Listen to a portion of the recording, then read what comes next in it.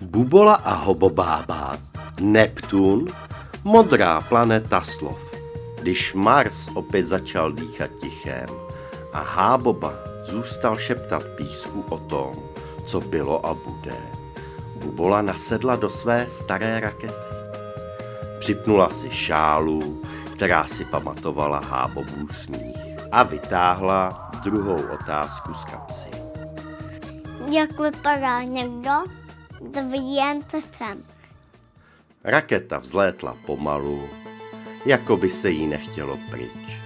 Ale Bubola věděla, že otázky mají křídla a Neptun na ně čekal.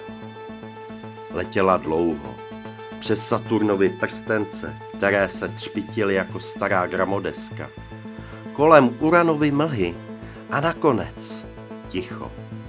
Modré, hluboké a beze zvuku.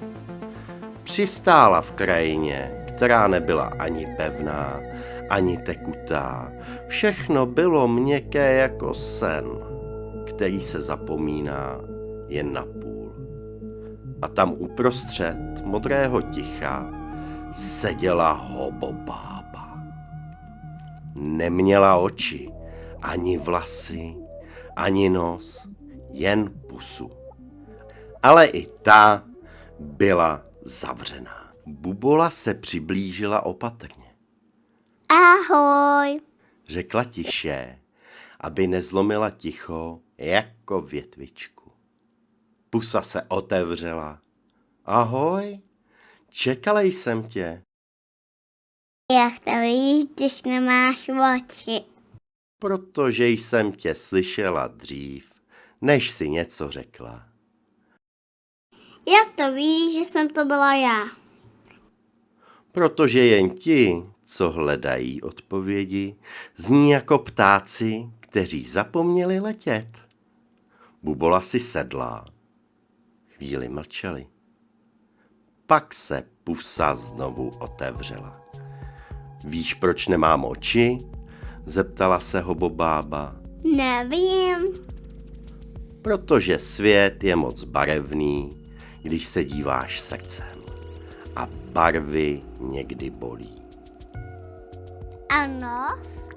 Zapomněla jsem, jak věci voní, když je začneš milovat jen proto, co říkají. A vlasy? Odletěli.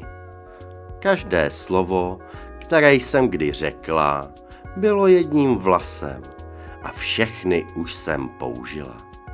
Teď jen poslouchám. Bubola chvíli přemýšlela. Proč máš pořád pusu? Hobobába se usmála, protože někdy stačí jedno slovo, ale musí být přesné, jako špendlík, co drží nebe. A jaké je to slovo? To si musíš najít sama, odpověděla hobobába a zavřela pusu. Pak se svět kolem začal tiše vlnit. Modrá se změnila v průzračnost a Bubola věděla, že už musí jít. Raketa na ní čekala jako starý kamarád. A když odlétla z Neptunu, slyšela, jak hobobába šeptá: hledej slovo, které budeš jednou říkat beze slov. A Bubola letěla dál. A v kapse jí zůstala jen poslední otázka. A modré ticho.